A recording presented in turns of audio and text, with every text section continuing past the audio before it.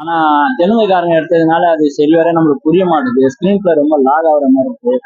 தனுஷ் நம்ம 15 வருஷத்துக்கு முன்னாடி வந்து பண்ண வேண்டிய படம் இப்ப பண்றது வந்து என்னடா இது இப்படி பண்றாங்களே அப்படின்ற மாதிரி தோணுது. ஏன்னா அதுதானே ஒரு பிச்சைக்காரன் அவன் மேல ஆக்சுவலா பிச்சைக்காரன் 2 இருக்கு பாத்தீங்களா? அவன் பணக்காரன் மாதிரி அவனை இது பண்ணுவாங்கல்ல, அதே மாதிரி இங்க 4 பேரை பிச்சைக்காரனை பிடிச்சி பணக்காரன் ஒரு மணி லாண்டரி பண்றான். அதுல இருந்து தப்பிச்சாங்களா தப்பி இல்லையான்றதுதான் கதை. அது அழகாவே பண்ணிடலாம். பிச்சைக்காரன் 1, 2லயா வந்து இவர் நல்லாவே பண்ணியிருப்பாரு விஜய் ஆண்டனி. இந்த படம் கொபரான் பேரை வச்சுட்டு தெலுங்குல ரொம்ப லாக் பண்ணி 3 hour படத்தை உட்கார வச்சுட்டு இன்னும் நல்ல நல்ல ஆர்டிஸ்ட வச்சுருக்கேன். இந்த படத்தை ரொம்ப கஷ்டப்படுத்திட்டாங்கன்னு தான் சொல்லுவேன். ரொம்ப லென்த்தாவும் இருக்கு, ரொம்ப லேக் ஆகும். தனுஷ் அண்ணன் கேரக்டர் அவர் கொடுத்த போர்ஷன் அழகா நடிச்சிருக்கிறாரு.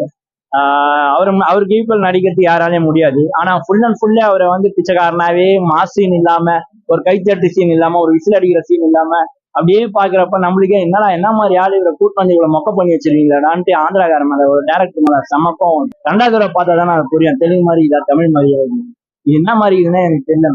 அப்புறம் நான் ஒரு மாதிரி சொல்லிட்டேன்னு வச்சுக்கேன், அது வேற மாதிரி கனெக்ட் ஆயிடும். ஃபர்ஸ்ட் ஹாப்ல டிசப்பாயின்மெண்டா இருந்துச்சு, செகண்ட் ஹாப்ல ஃபுல்ஃபில் பண்ணுவாங்க பார்த்தேன், அது பண்ணல. தனுஷ் அண்ணன் இருக்கிறது இந்த படத்துக்கு பெஸ்ட் ஆக்டிங் தான். அவருக்காக தான் எல்லாரும் வரோம், அவருக்காக தான் போறோம். அவருக்கான மாச நீங்க கொடுக்கலையே, அவருக்கான அந்த சீன்ஸை வைக்கலையே.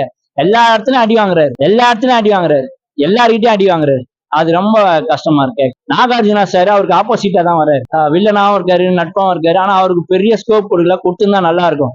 அதே மாதிரி அந்த ஹீரோயின் கொடுக்குறாங்கல்ல, அந்த ஹீரோயினுக்கும் இவருக்கும் ரஷ்மிகா மந்தனாக்கும் ஒரு லவ் ஏற்படுத்திக்கலாம். அந்த லவ்வும் இல்லாம பண்ணிட்டது தான் கஷ்டமா இருக்கு. அதான் சொன்னேன்னா, ஒரு பிச்சைக்காரனை கூட்டின்னு வந்து மணி லாண்டரி பண்றாங்கன்னா அதை வந்து பெரிய அளவுல பண்றாங்க.